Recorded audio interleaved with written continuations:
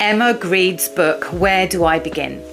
If you are reading somebody's life story, their success story of the last 20, 30 years, you can only be inspired by certain parts of it because the story is already outdated.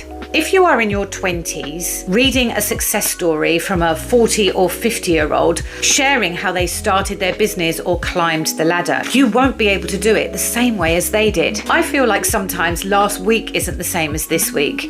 Never mind how I started my journey 35 years ago. So take Emma Greed's book. She wrote to companies, and if they didn't respond, she stood outside their offices demanding to see the person in charge. You can't do that today. You would be arrested for being a weirdo. Today we send emails, and if we're lucky, they don't end up in spam that nobody checks. And if it does go through, 9 times out of 10, you will be ghosted. A stay-at-home mum isn't necessarily connected with her children. A 9-to-5 or entrepreneur working mum isn't necessarily disconnected from her children. It all depends on the experience that each person has had as a child themselves, and whether they are breaking old patterns to improve their relationships or whether they are just repeating what they know.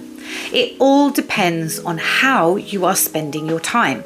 If Emma Greed spends 3 hours a week with her children and her whole family feels connected, loved, seen, heard, appreciated, who are we to judge? We need to be watching what we're doing in our own 4 walls. Parenting is a very personal journey, and there is no handbook.